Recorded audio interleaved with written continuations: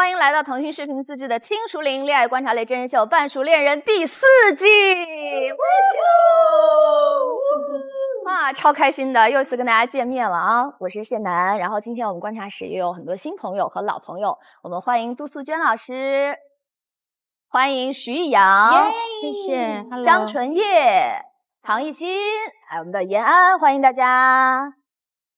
哎，虽然隔了1季没见啊，但是还是一直在关注大家的动态的。刚才纯叶就说了，那个星星很好 Q， 非常好 Q， 给一个开头，他自己会往下跳2个小节，2个八拍。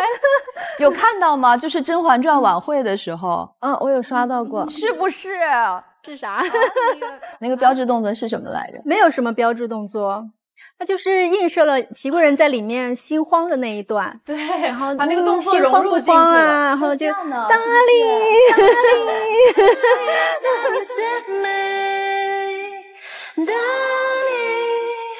进入了音乐里，沉醉在这样的夜里，就很好玩，很搞笑。你练那个唱跳有练很久吗？也没有，还好，其实也没有很难。主要是天生就这些律动很简单呐。今年的身体的肢体不一样了。唐艺昕自从练完唱跳之后，整个人打开了，还有很多惊喜没发现而已。你会不会今天整季都是这样？你要小心我会晕船。不是，是这样的，现在你是不慌了，我现在心里很慌。2位新朋友，我们聊一下吧。刚才问了那个延安有没有关注《半熟恋人》，延安说还专门做了功课，有特别关注的哪一对 CP 吗？罗拉。第一季的。哇，你翻的好早。没有，我就迅速温习了一遍嘛。因为毕竟最近工作稳上来了。哎呀！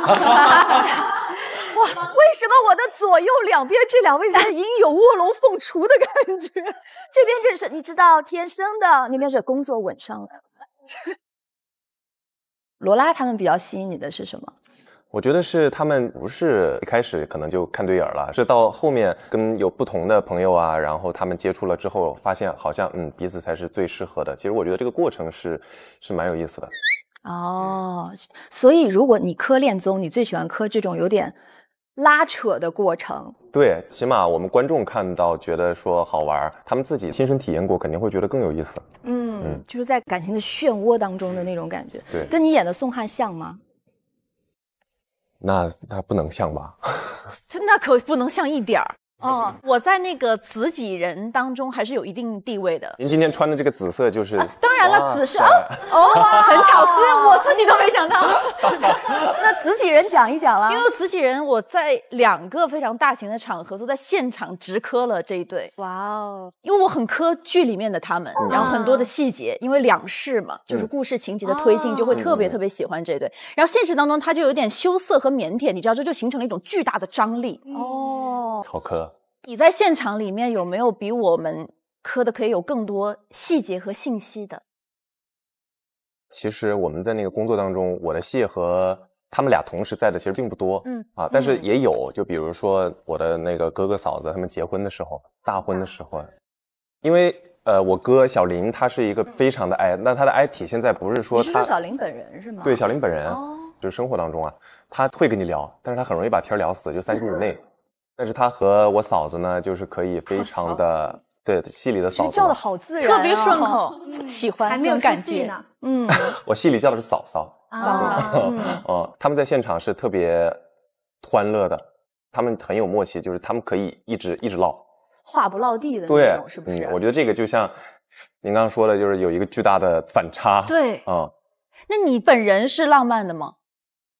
我本人我觉得还可以，因为我比较喜欢注重一些细节上的东西，比如可能在车上看到外面的风景啊什么的，然后看到之后会给我带来情绪。你会分享给你在意的人，或者是只是说那个当下我自己觉得浪漫就好？我会记录下来。我听你想分享，我想马上烂忘的要来了，结果没了。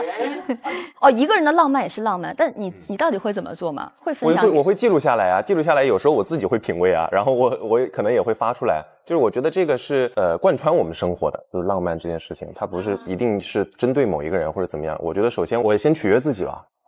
你会收藏这些小的幸福的小瞬间。对，问一下易阳，你之前看半熟的时候，就最喜欢看哪一种 CP 的感觉？我其实跟严老师一样。怎么了，徐老师？我就是说，也是那个巴啦啦能量，对，一定要有一点点拉扯，迂回，对，然后最好这个时候再出现另一个人，哇，然后在两边权衡了一下，然后发现真爱这样一个，然后就哗，对，干柴烈火。那上一季有看吗？桥段就很精彩。我给你隆重推荐一下，有个叫《美梦降临》的 CP， 你可以单看他们拍那个照片的那个 cut， 成了吗？我跟你讲，成了，一直到现在。关键是你先看一下那一段非常嘶哈，有这个词怎么样？你逐渐也抽象了起来。微微一阵也很好看。就你刚刚说那种什么3个人来选择啊，最终选择一个就是这一对，就很多很多这样的。那是已经2对了，你们安利看我们这个强烈的安利王。而且他们就是王震和陈小薇这一对有一个非常浪漫的灯塔跑，就是明明节目组在拍他们，突然间就说我们把他们甩掉吧，走啊！好，2个人就拉着手跑到了海边静泊的灯塔。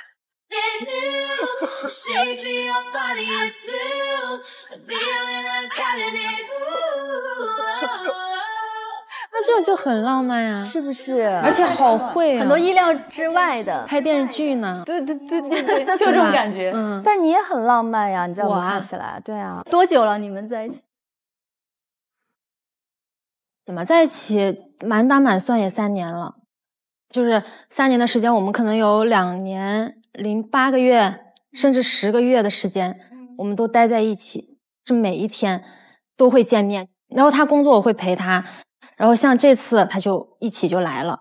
哦，哇！像他来了之后，我就会觉得好像也不像工作了，出来度个蜜月。对，是。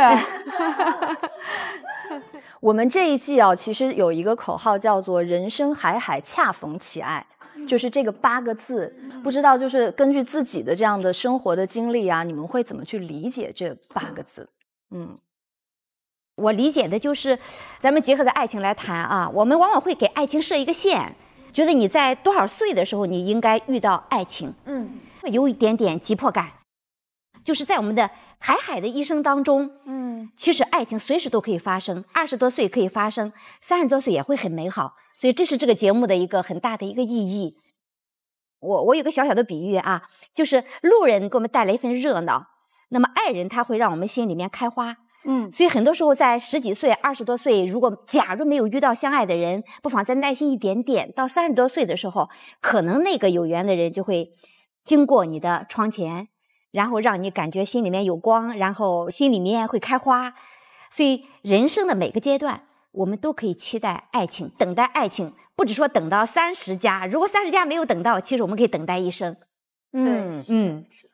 其实，在我们节目里面，好多对 CP 都是在印证这句话，就茫茫人海当中，他们没有办法遇到，但是来到我们这个节目，就是那个恰逢其爱那个恰字，就那么恰好。对，包括比如微微一阵，他们俩，对，也是完全没有想到说，就在这样的一个世界当中，他们2个人会遇见，灵魂上会这么契合。是的，是的，而且我觉得正是他们之前的那些经历，造就了他现在的这个样子。刚好在这个时候能够遇到一个合适的人。如果是巧薇的20岁遇到王震的，也许就错过了。肯定对，也许就2人其实就没有那些经历，就可能2人现在3观或者想法都不一致，也许就不可能在一起。对，我觉得这个是非常需要缘分的一件事情，而且是需要运气的，就是不是每个人都能够那么运气那么好，能够遇到爱。但是我觉得没有关系，因为首先就是要学会爱自己，就是你爱自己，你做好了这个准备，爱你的人自然就会出现。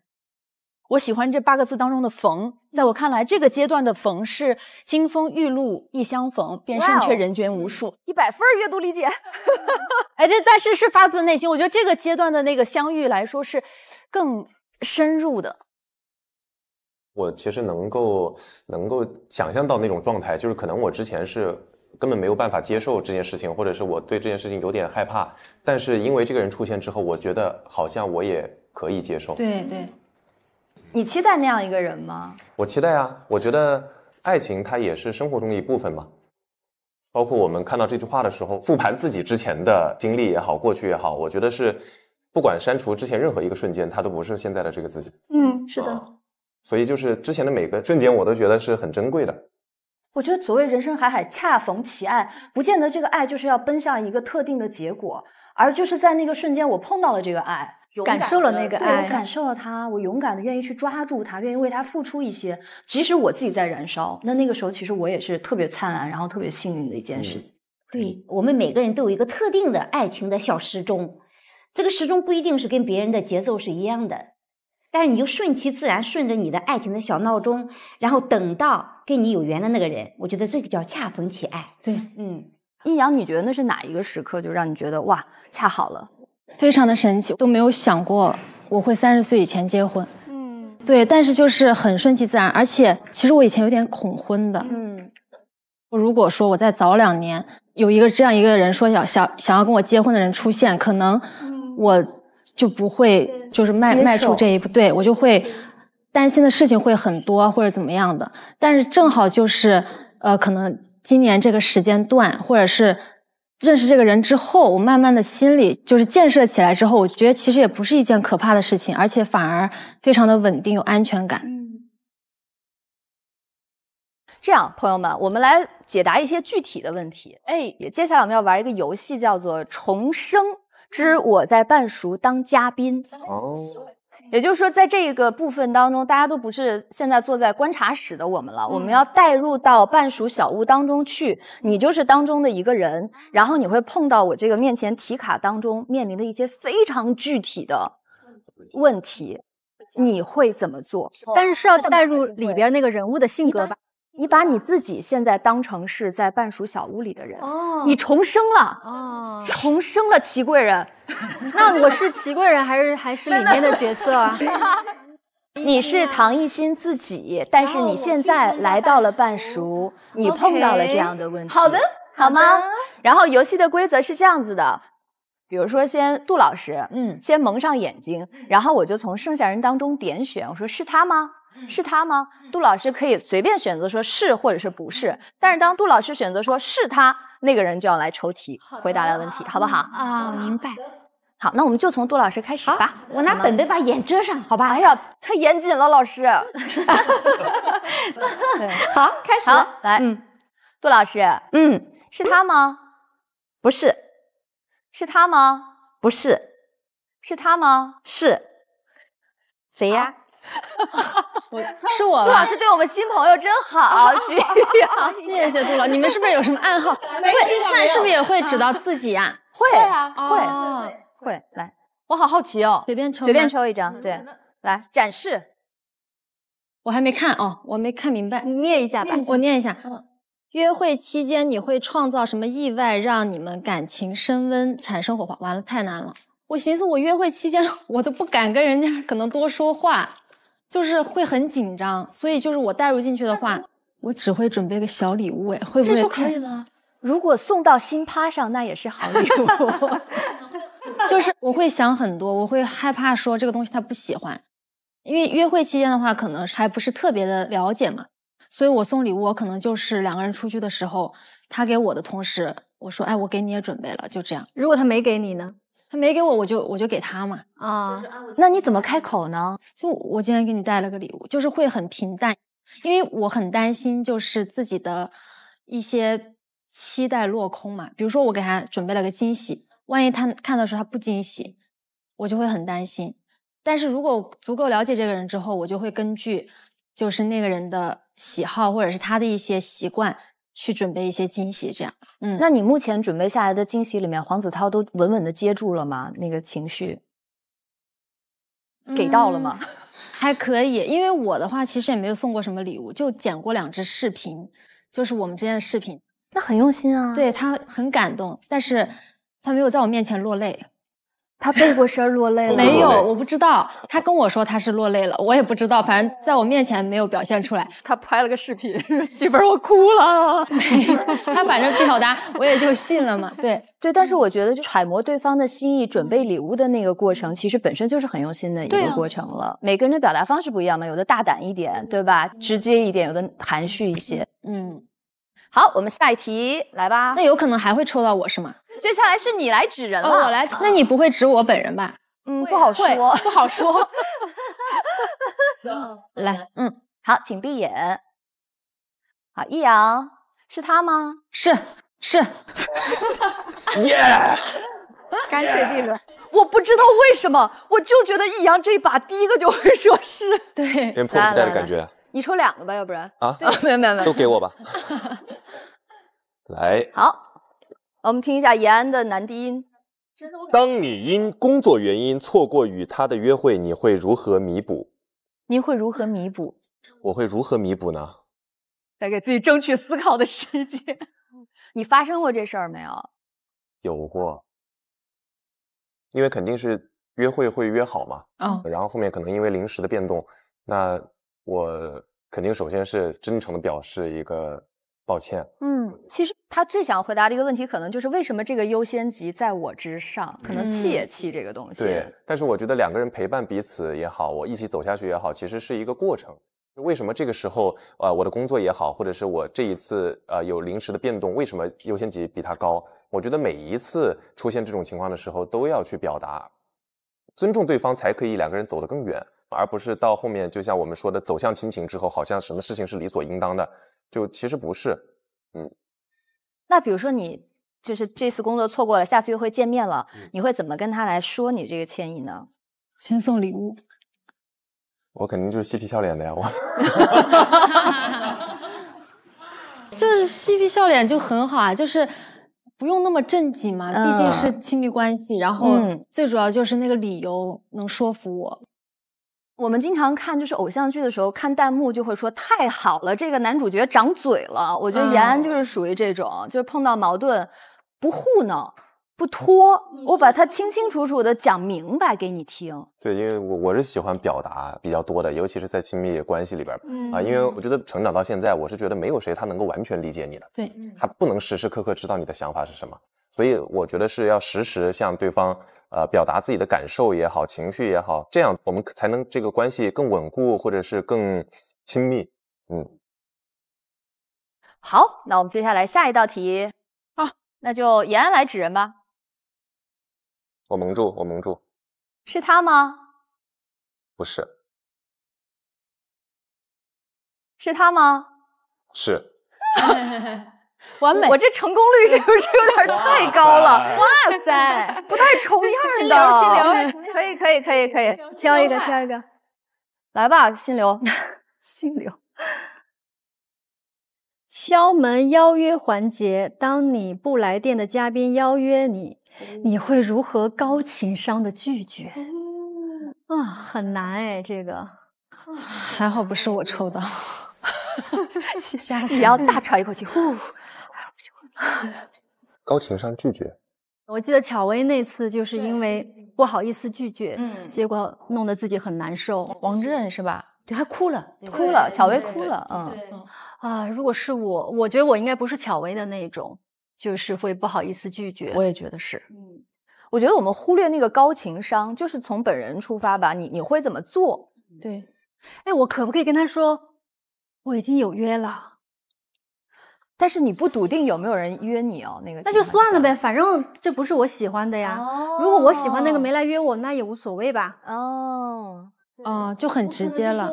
对，我可能就说我说我已经有约了，那个人已经先来找我了，他也不知道嘛。那万一后面的环节他发现你并没有约，就没关系啊，我觉得成年人的体面就在这儿。对，他看到最后我没有被约，那他也知道他是被拒绝，但是不是我直接告诉他的，他心里就明白了。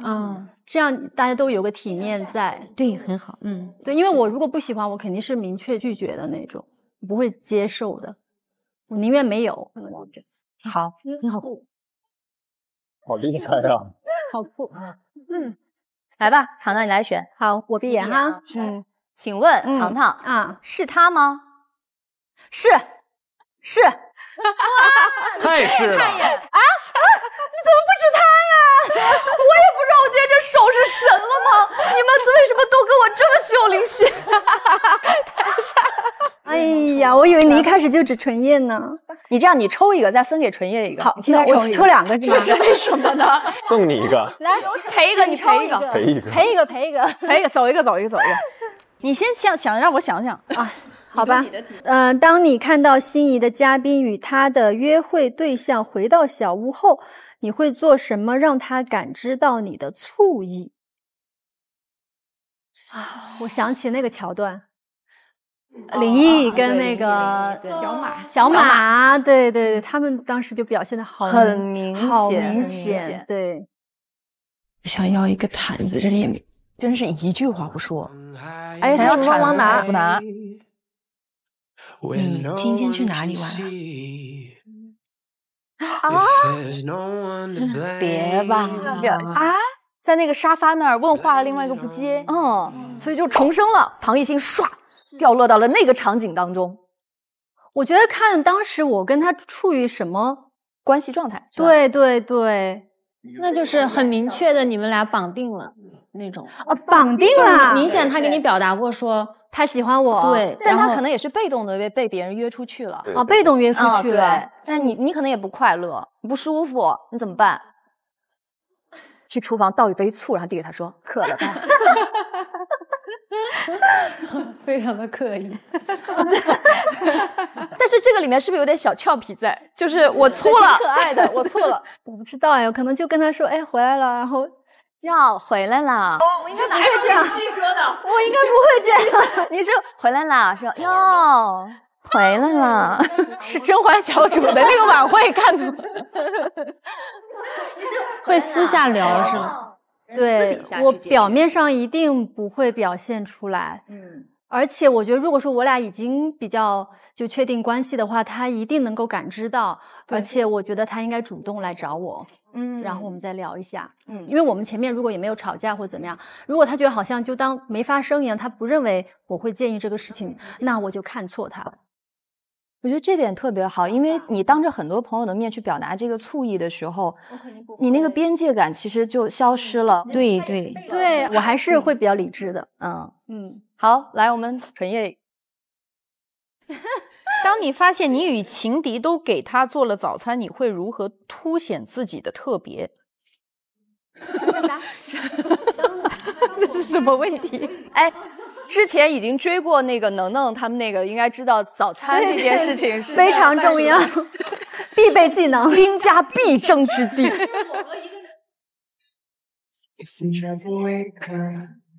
看你这俩荷包的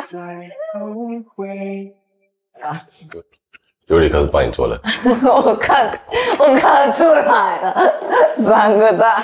你会做早餐吗？我觉得我做早餐做饭这一块，我觉得是非常碾压级别的。那万一对方也很会做啊？万一对方是个厨师呢？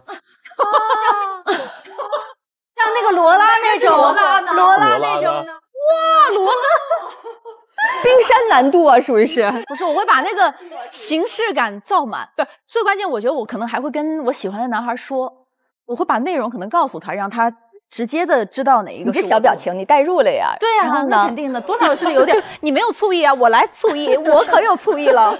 蛋炒饭里我都是酸的，我你那跟我倒杯醋有什么区别？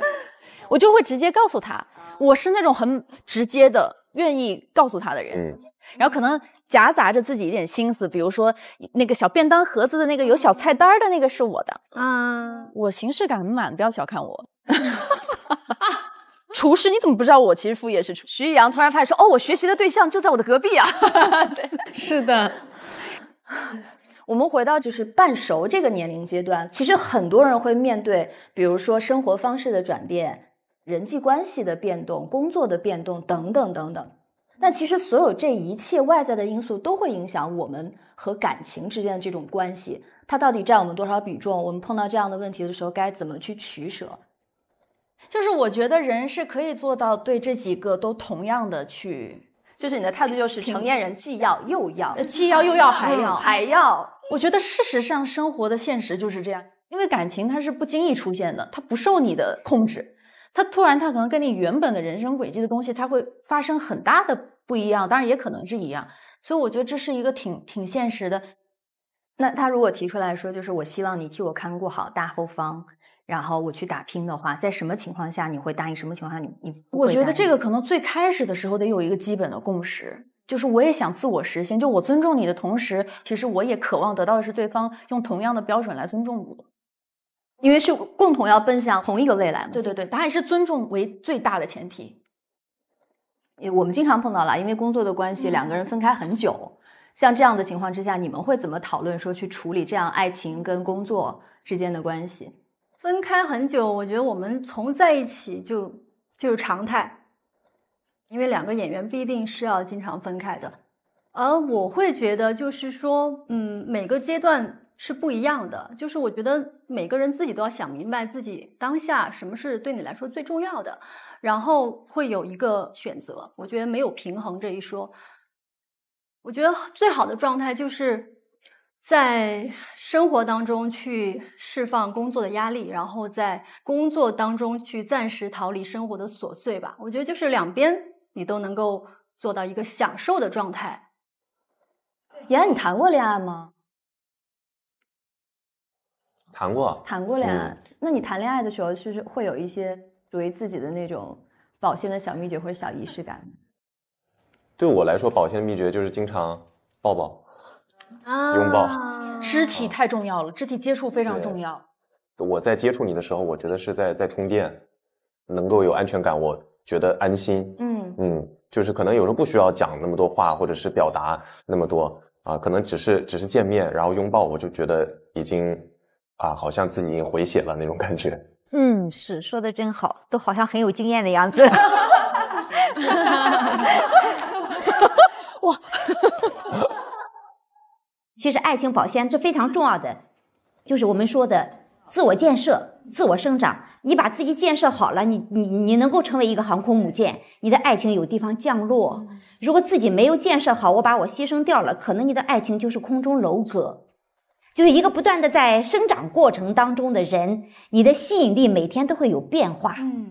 所以我们要不断的变成一本让对方读不完的书，然后一棵不断在生长的树。那这样的话，爱情关系是从本质上就是保持心意了。那杜老师，我们之前也讨论过一个问题，就是长久的关系里面，您觉得爱情会变成亲情吗？爱情一定会变成亲情的。爱情变成亲情，它不是个坏事。亲情最好的地方是哪里啊？就是安全、稳固、互相支持、资源分享。这几点如果进入到爱情当中，我们的爱情会变得非常的安全。它和其他的亲密关系都不一样，我们有很多资源重叠，所以爱情变成亲情是安全度升级了，连结度也升级了，挺好的。但是为什么我们爱情变成亲情以后，好多就走进死胡同了？因为我们对亲情的理解是有错误的。因为我们往往会用那种亲子关系之间的亲情来理解爱情变成亲情以后的亲情。其实在爱情构成的亲密关系当中，我们不可以过度奉献，当然也不可以过度开采。